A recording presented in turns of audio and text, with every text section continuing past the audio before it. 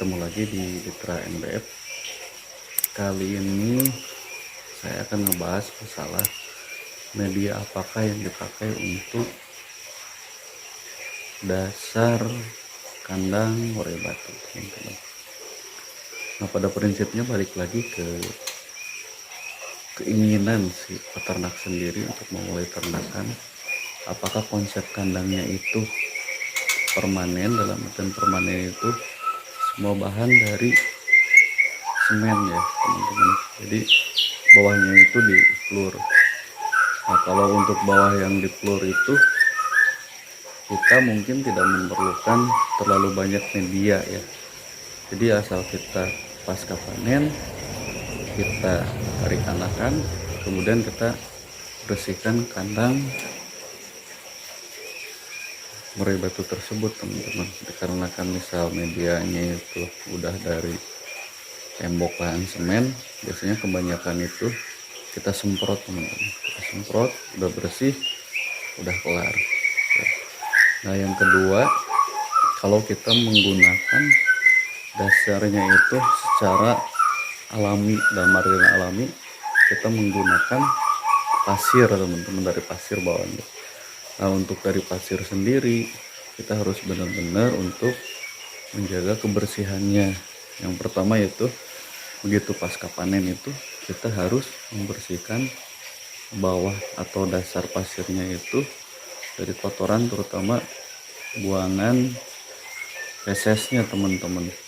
Buangan feses atau buangan dari kotoran si murai tersebut. Apalagi kalau udah indukan murai itu meloloh, biasanya kotorannya itu banyak banget. Jadi dari gelodong si indukan itu udah ngeloloh, kalau anakannya itu udah mulai dikasih pakan 1-2 kali, yang keduanya itu biasanya udah keluar kotoran. Nasi indukan sendiri itu biasanya ngebuang sendiri, teman-teman, untuk kotorannya itu. Jadi dibuang ke bawah. Kalau kebiasaan itu biasanya tempat, kalau misalnya di satu tempat itu pasti terus ke sana pembuangan. Nah, untuk hal itu kita harus benar-benar menjaga untuk kebersihan kandangnya, teman-teman. Jadi harus kita bersihkan. Nah, kalau udah bersih si yang kotorannya itu, kalau bisa pasirnya itu kita balik, teman-teman. Maksud dibalik itu semi dipacul, tapi pakai apa ya, kalau buat aduk tuh, jadi pisau aduk tuh, sendok aduk yang kecil kayak gitu. Nah, kalau udah beres, kalau di sini pengalaman saya menggunakan media.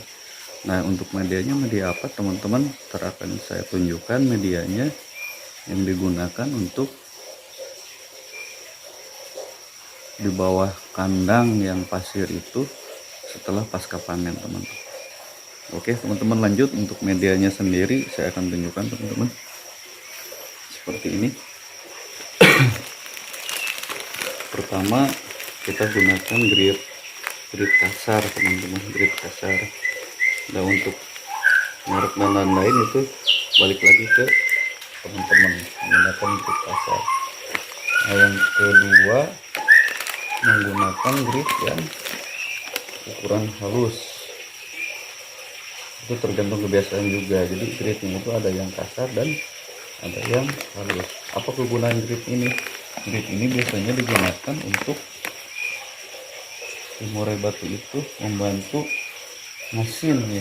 Dalam artian ngasin itu untuk memenuhi kebutuhan kalsium, teman-teman. Jadi secara nggak langsung bakal dimakan. Nah, selain itu untuk menyempurnakan komposisi yang tadi, kita gunakan ini, teman-teman. Mungkin beberapa teman-teman sudah menggunakan ini, mineral feed supplement, biasanya digunakan untuk ayam. Nah, mineral sendiri ini lumayan bagus, teman-teman, karena komposisinya udah jelas di sini. Setiap kilogramnya itu mengandung kalsium, fosfor, iron, mangan, yodium, kafir, zinc, vitamin B, dan D, B-nya juga B12. Jadi berguna untuk menghindari terjadinya kelumpuhan biasanya teman-teman. Nah, yang ini itu kita campurkan dengan bahan grit yang dua tadi teman-teman. Nah, untuk komposisinya sendiri, kalau di kandang saya ini kebetulan kita pakai untuk yang udah panen kemarin, yang jantannya itu kita masukkan ke kandang kotak teman-teman, dan posisinya udah saya bersihkan, tinggal kita buat medianya. Nah, bagaimana cara pencampurannya? Kita lanjut teman-teman. Nah, untuk pencampurannya sendiri, pertama kita masukkan grit kasar ini ukuran kandang yang itu kebetulan ukurannya lebarnya itu 1,6, panjang ke belakangnya itu 1,8, dan tingginya itu 1,8. Ini teman-teman untuk grit kasarnya. Jadi ini tergantung besar kecilnya kandang teman-teman ya, setengah kurang dikit lah setengahnya teman-teman ya. Terus kita campur dengan grit halus teman-teman. Nah, untuk grit halus sendiri di sini jangan terlalu banyak, agak kurang dari yang tadi, ukurannya ya setengah wadah. Nah, terus terakhir kita campurkan di mineral yang tadi. Nah, yang ini teman-teman, ini secukupnya.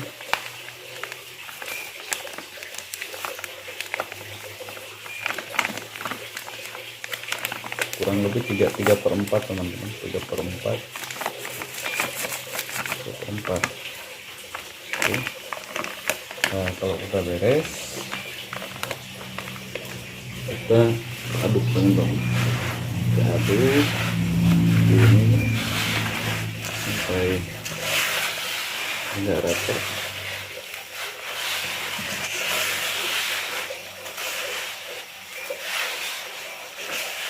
Nah, kalau udah beres, ini udah siap kita masukkan di kandang murai teman-teman, yang media bawahnya. Oke teman-teman, setelah media tadi kita campurkan, ini penampakan dari hasil untuk media bawah kandang ternakan. Ini saya lakukan malam hari karena untuk seorang entrepreneur itu teman-teman, siang, malam, pagi, ataupun kapanpun, tetap motonya semangat pagi teman-teman. Jadi harus kita semangat. Begini teman-teman, penampakan media yang tadi kita racik, tapi wah-wahnya kebetulan posisi malam, indukannya di atas ini, yang jantannya kita kurung kotak teman-teman. Kayak gitu teman-teman. Mudah-mudahan semuanya bermanfaat dan bisa kita sharing terus. Nah, untuk media yang tadi setelah kita sebarkan itu secara gak langsung kan, kalau misal ada jangkrik ataupun kita ngasih cacing, kalau jatuh ke bawah secara gak langsung kan mineral ataupun grit itu udah berapa persennya itu nempel teman-teman. Selain dari pakan jangkrik yang biasa kita kasih makanan yang bervitamin atau bermineral teman-teman, kayak gitu. Nah, dengan rutinnya penggunaan media ini, pertama biasanya mendukung si telur murai batu itu untuk mengurangi susah netes. Jadi kadang-kadang ada yang keras teman-teman. Nah, biasanya kalau keras itu beberapa kasus di sini biasanya kekurangan dari segi kalsium. Nah, dari mana sumber kalsiumnya? Ya, salah satunya dari media yang kita campurkan, yaitu ada mineral yang buat ayam, terus ada grit kasar dan grit halus. Karena grit kasar dan grit halus sendiri itu terbuatnya biasanya dari kerang teman-teman, dari kerang kayak gitu. Dan ini fungsinya kalau bahasa istilah burung itu buat ngasin teman-teman. Nah, untuk untuk pakan kalsium selanjutnya kita ambil dari pakan jangkriknya. Jangkriknya itu ntar kita bahas lagi pakan apa aja yang kita berikan, seperti apa hasil dari pakan yang kita berikan ke jangkrik itu, efek ke burungnya, dan hasilnya seperti apa, ntar kita buat di channel selanjutnya.